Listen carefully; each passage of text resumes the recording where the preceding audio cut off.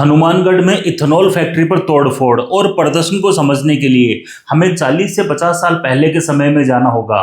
1970-80 का दशक भारतीय सिनेमा का वह दौर था जब फिल्में सिर्फ मनोरंजन तक सीमित नहीं रही, वे समाज की सोच गढ़ने लगी, नैतिकता तय करने लगी और सही गलत की परिभाषा लिखने लगी। इस दौर का बॉलीवुड एक तयशुदा वैचारिक नैरेटिव पर चलता था जिसमें दुनिया को केवल दो हिस्सों में बांटकर दिखाया गया। एक तरफ होता था क्रूर, लालची और अमानवीय पूंजीपति जो आमतौर पर एक उद्योगपति होता था, और दूसरी तरफ होता था महान नैतिक बलिदानी ट्रेड यूनियन का नेता या मजदूर। बीच में कोई ग्रे एरिया नहीं, कोई संतुलन नहीं, कोई यथार्थ नहीं। यथार्थ लगभग पूरी तरह गायब होता था।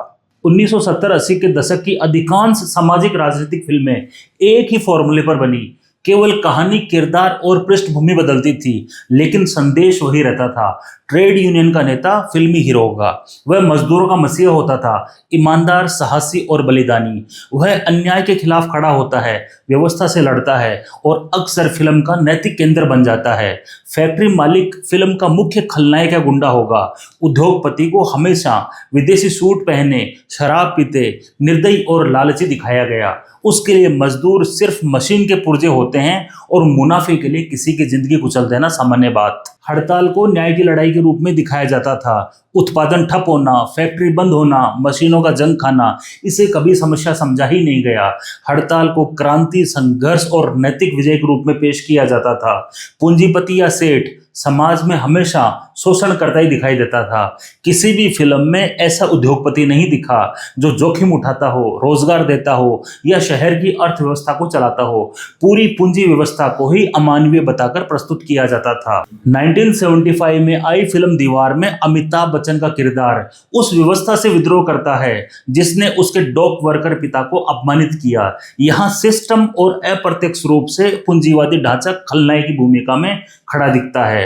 दर्शक के मन में संदेश साफ बैठ गया, व्यवस्था और मालिक दोनों ही गलत हैं। 1973 में आई फिल्म नमक हराम दिखाती है कि मालिक और मजदूर की दोस्ती भी अंततः वर्ग संघर्ष में ही बदल जाती है। उद्योगपति पर अविश्वास और मजदूर की नैतिक श्रेष्ठता को प्रमुखता से स्थापित किया गया। 1974 में आई फिल्म रोटी कपड़ा और मकान में पूरी व्यवस्था, सरकार, उद्योग और पूंजी को आम आदमी के दुखों का कारण बताया गया। रोजगार की समस्या का समाधान उद्योग के विस्तार में नहीं बल्कि संघर्ष और विद्रोह में दिखाया गया। 1979 में आई फिल्म काला पत्थर में कोयला खदान का मालिक लालची और निर्दयी है, जबकि मजदूरों का विद्रोह नैतिक और आवश्यक बताया गया। खदान का बंद होना त्रासदी नहीं बल्कि संघर्ष की कीमत के रूप में दिखाया गया। इन फिल्मों ने धीरे धीरे आम आदमी के दिमाग में कुछ स्थायी धारणाएं बैठा दी, जैसे फैक्ट्री मालिक कभी सही नहीं हो सकता, मजदूर आंदोलन हमेशा जायज है, हड़ताल से नुकसान नहीं बल्कि इंसाफ होता है, उद्योग का बंद होना भी संघर्ष का हिस्सा है। ये सोच केवल सिनेमा घरों तक सीमित नहीं रही, ये चाय की दुकानों, यूनियन बैठकों, राजनीतिक भाषणों और औद्योगिक शहरों की आत्मा में उतरती चली गई। इन फिल्मों में एक चीज हमेशा ही गायब रही, परिणाम या कॉन्सिक्वेंसेस। कभी नहीं दिखाया गया कि बार बार की हड़तालें निवेश को भगा देती हैं। फैक्ट्री बंद होने से पहले ही मजदूर बेरोजगार हो जाता है। एक उद्योग बंद होता है तो पूरा शहर धीरे धीरे मरने लगता है। फिल्म तो संघर्ष की जीत पर खत्म हो जाती थी, लेकिन असली जिंदगी वहीं से हारना शुरू करती थी। जब इस फॉर्मूले से फिल्में सुपर डुपर हिट होने लगी तो इसका अनुसरण पॉलिटिक्स में तो होना ही था। कभी कानपुर भारत का इंडस्ट्रियल हार्ट या औद्योगिक हृदय था।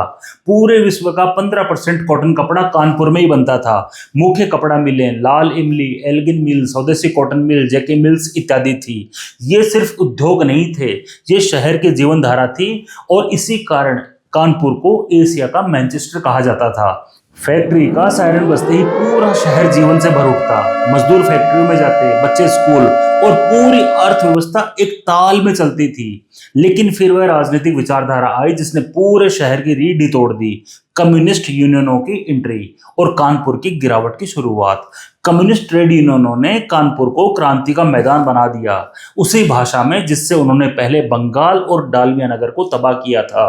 कानपुर में उकसाने वाले नारे गूंजने लगे, मालिक लूट रहा है, क्रांति जरूरी है, मजदूर खून पसीना बहाता है, मालिक एसी में बैठता है, 4 घंटे काम करो, पूरी तनख्वाह लो।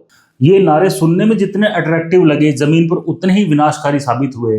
मजदूरों को धीरे धीरे यकीन दिला दिया कि कम काम और ज्यादा मजदूरी ही असली न्याय है और मालिक की हर बात उनका शोषण है।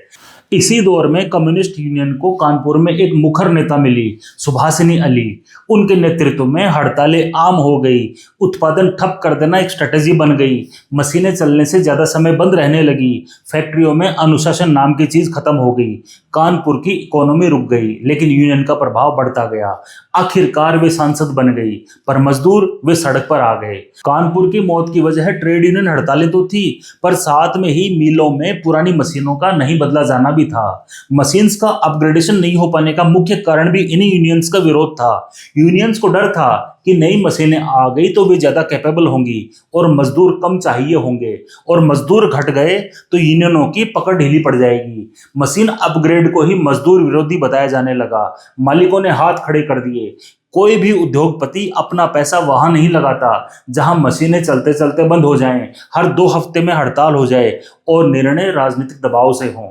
इस तरह कानपुर तकनीक में पिछड़ता गया और अंततः ग्लोबल कंपटीशन में हार गया। हमारा कपड़ा उद्योग हमारे पड़ोसी देश चीन में चला गया। 1990 का दशक आते आते कानपुर की पहचान मिटने लगी। एक एक करके सभी मिलें बंद हो गई। हजारों मजदूर जिन्होंने स्थिर आय और सम्मानित जीवन देखा था, एक दिन अचानक स्थायी छुट्टी पर भेज दिए गए। मजदूर कहाँ गए? कोई रिक्शा चलाने लगा, कोई दिहाड़ी मजदूरी करने लगा।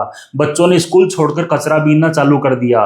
परिवार टूट गए, बस्तियां फैल गई। जिस शहर में कभी उद्योगों की रोशनी थी, वहां गरीबी और बेरोजगारी का अंधेरा पसर गया। मालिकों ने नुकसान को समझा और बाहर निकल गए।